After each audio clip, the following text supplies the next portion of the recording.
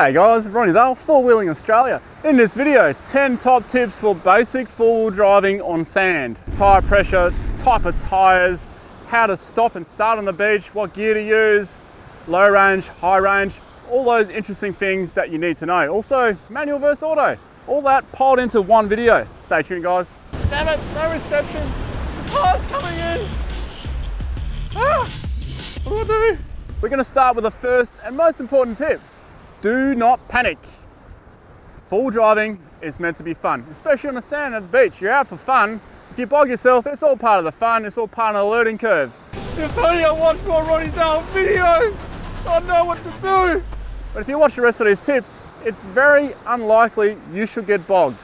It will happen one day, but it's very unlikely you'll get bogged very often if you watch the rest of these tips.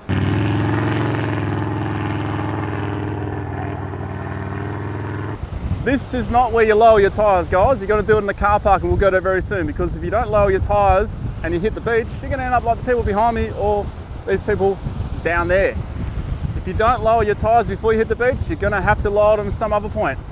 So do it beforehand, guys. We're in the car park, and before we hit the beach, this is where you should air down. A lot of people make the mistake of driving onto the beach and then airing down. But not only are we going to talk about that, we're also going to talk about tyre type. Which tyre type suits sand?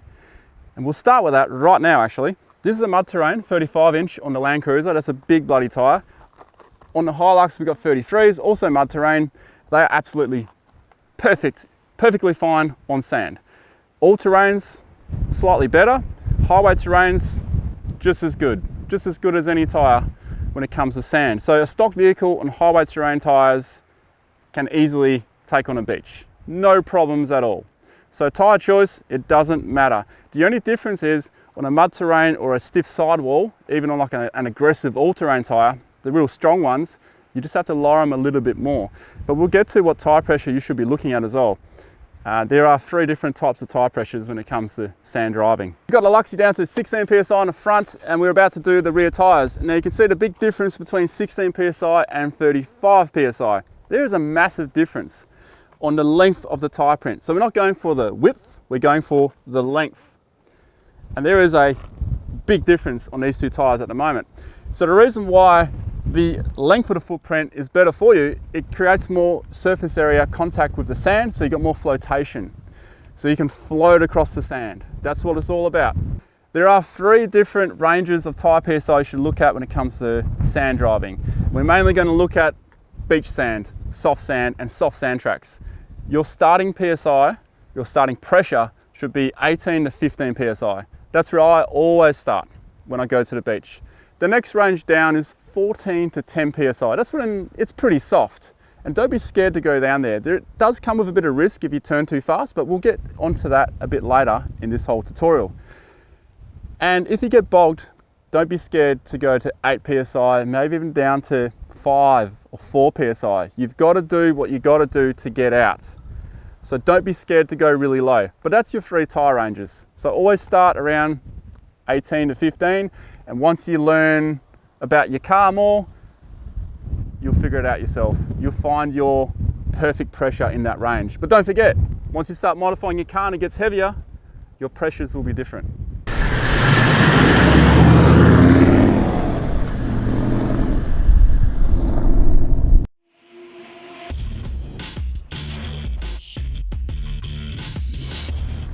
Manuals and automatic.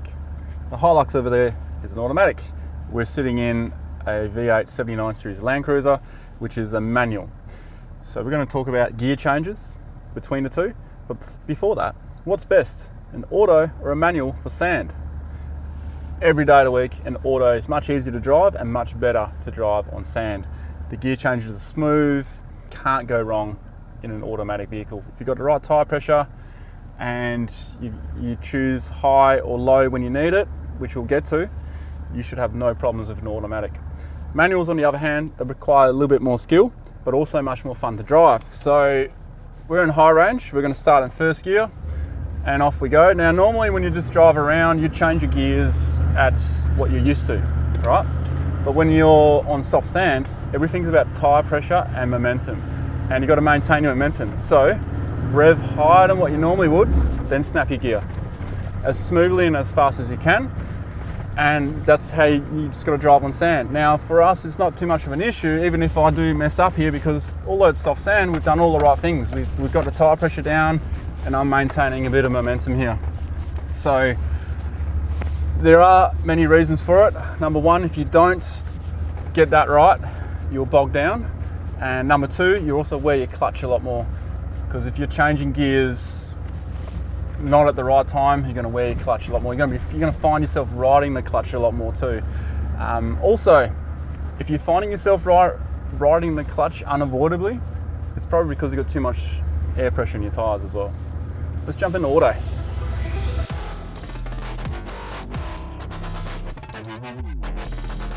We're on the other side of the fence now. We left the fun machine behind there. We're in high range, we're in automatic. Off we go. We've got the right tyre pressure. There's no issues in an automatic. It's pretty simple, but there are some things that you can do, and that is you can lock your gears in. So if you find that you need to stay in third or fourth or something, and you don't want to jump any higher because if you want to maintain that speed, and you can feel the sand's a little bit boggy, and you don't want it to change up because that's when you'll lose momentum, you can always lock it in a set gear. So right now it's locked in fourth. So now it won't go above fourth, and it'll help prevent me from maybe losing a bit too much power, torque, or momentum in a really boggy situation. That's pretty much all we need to know about an automatic vehicle. But we're now going to get to low range versus high range. When should you do what?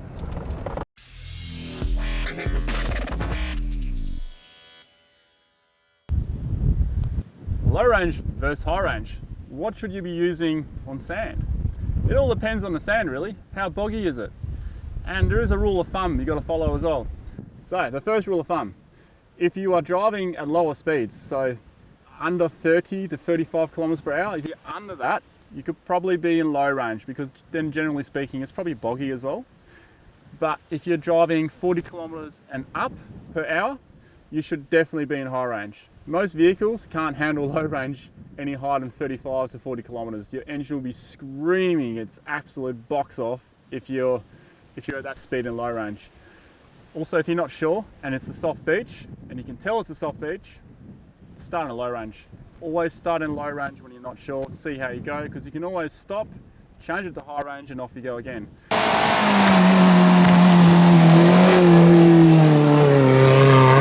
If you're in high range, use all your gears, one all the way to the top. If you're in low range, you want to stick to first, second, third, and fourth. Most vehicles shouldn't be in low range, fifth gear and upwards. It's not good for the gearbox. In an automatic vehicle, it won't actually allow you. So in that Hilux, if I'm in low range, it will not go over 4 low. Fourth gear, that's where it tops out. On this Land Cruiser, however, this has an exception. The way the gearbox is designed, you can get away with fifth gear in low range on a 79 series Land Cruiser, but it's different for every vehicle. To be safe, don't go above fourth gear.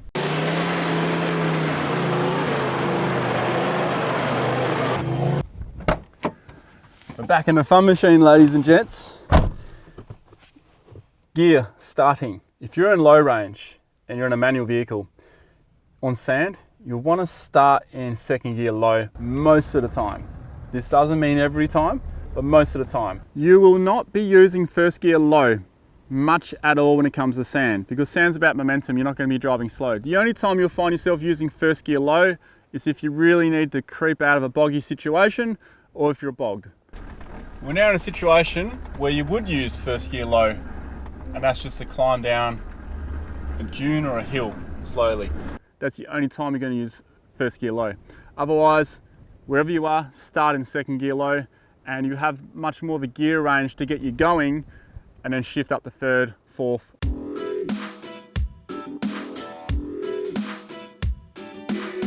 When it comes to an automatic, you don't have to worry about the second gear low starting, like most of the time in general.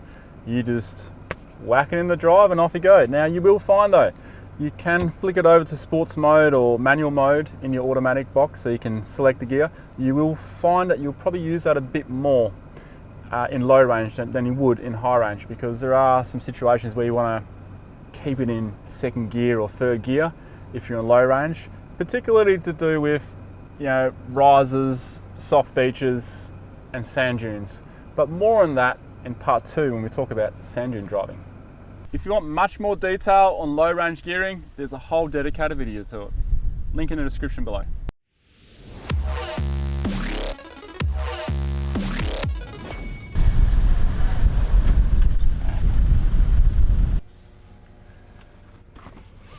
Ladies and gents, I've just shown you how not to stop in soft sand. Check this out. So we've got to take off again. Avoid touching your brakes as much as you can, because if you do, you end up putting big sand piles in front of your wheels. So when you got to take off, you got sand piles in the way. Now obviously, sometimes you can't avoid this because you might have to all of a sudden stop. So the best way to move on afterwards is simply reverse up a bit and then drive over it. The best thing to do when you come to a stop is exactly what you see on your screen right now. I'm rolling to a stop, gently applying the brake because it is an automatic. In a manual, you just take it out of gear and then slowly anticipate where you're going to stop, and then just roll to a stop. Is that another car bog? Yep, that's another car bog. And from here, I can see they're lowering the tyre pressures at the same time as they're digging out the wheels. Let's not take the mickey out of everyone who gets bogged, because we all got to learn somewhere, and that's the whole reason why I'm making this content, because I myself learned the hard way. I was about 18, got severely bogged. That's a story for a different time, but until you learn, you're not going to know. And that's the whole point of this content.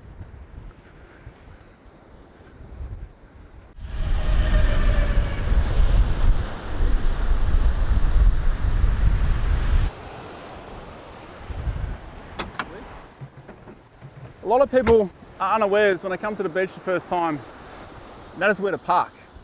So definitely don't park across the tracks like you will see right now, and definitely don't park too close to the water, especially if you're not sure what the tire's doing, because before you know it, there's water underneath your car. And if you've gone for a bit of a walk, or you're fishing and you're focusing on what you might have caught or what you didn't catch, your vehicle could be slowly sinking in the background and you have no idea.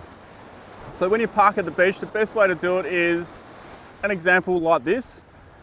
It's a bit hard to get yourself level when you park sideways, but at least when I take off, all I have to do is reverse and then go forward. Always reverse and then go forward. You can park with your tailgate facing the ocean if you like as well, but just make sure you're not too far down, because you need to allow yourself room to actually reverse and then go forward, because if the beach is too steep and you start bogging, you might get stuck. And there you go, that's exactly why we don't park on the tracks, so people can still get past. There is an exception though. There are places where you can park right on the water's edge, and that's where the whole area is kind of flat. That's where you need to be mindful of kids and other people who are going down to the water's edge. You never know when a kid can run from the back or the front of a car. So treat it like a road. Cheers.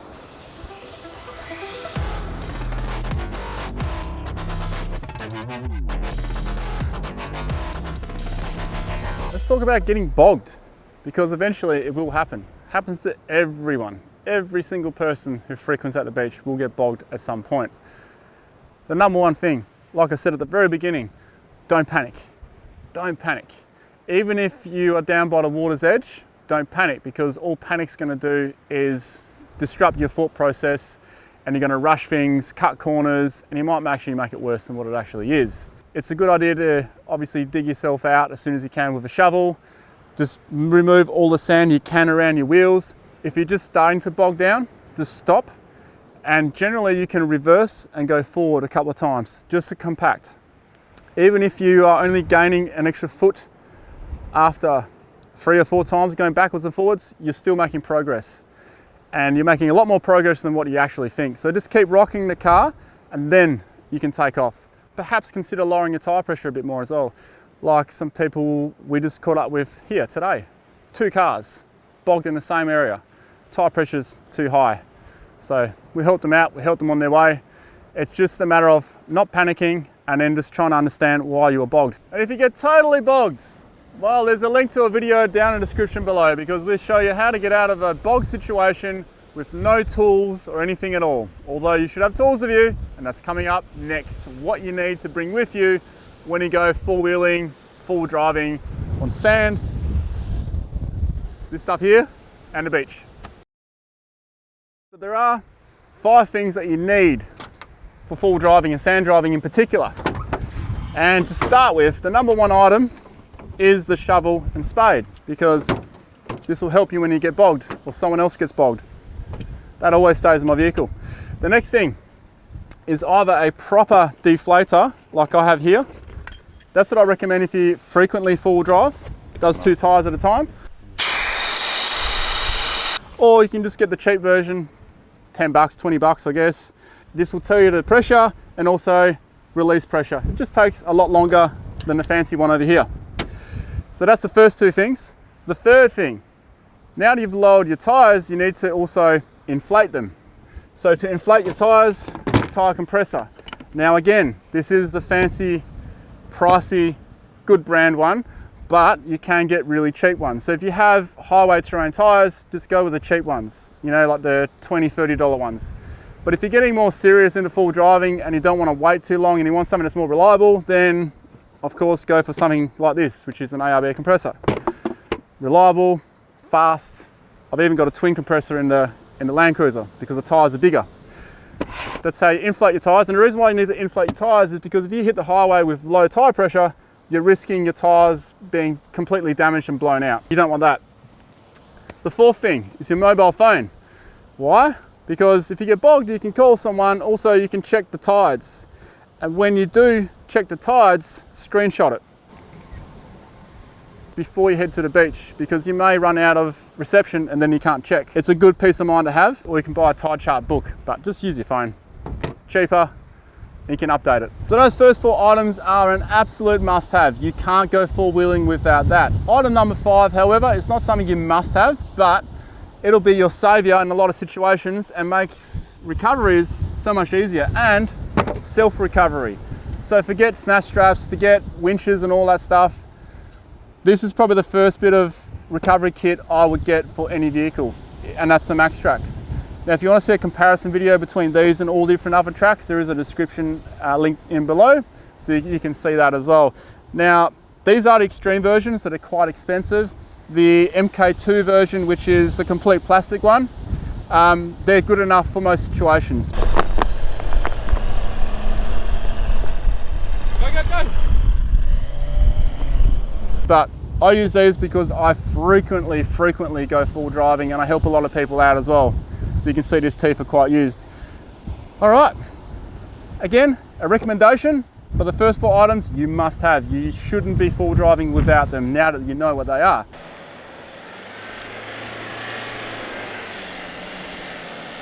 When you exit a beach, make sure you got momentum, because usually when you exit a beach, you've got to go uphill.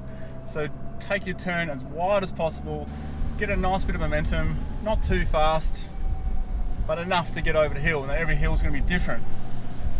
And then don't let off until you're actually over it, because a big mistake that a lot of people do is they'll power on, and then once they think they're over, they're not actually over, and then they bog down on the crest. So nice and wide, keep your momentum, and just pop over. And then once you're over, that's when you can slow down and stop. If you don't quite make it, reverse into the exact same track, give it another crack, and I guarantee you, you will eventually make it, because every time you go backwards and forwards, you're compacting the ground.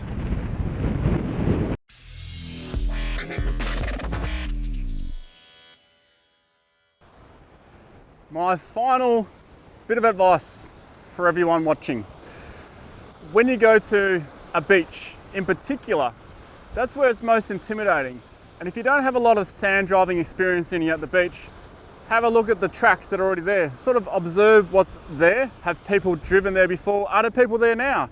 Are there people bogged? Because if you see a lot of people being bogged, it's probably not a good indication you should go down there if it's the first time. But if you see a lot of people around, you're gonna feel a bit more safe as well. But if you're unsure, and there's no one else around, there's no trucks in front of you, and it's one of the first times you've ever gone to a beach, maybe you shouldn't do it. Maybe go somewhere where there are other people first. Get your confidence up. That's probably going to be my last bit of advice. And it doesn't matter if you have a manual or an automatic, you guys can do it. Get on the beach, have some fun. See you next time.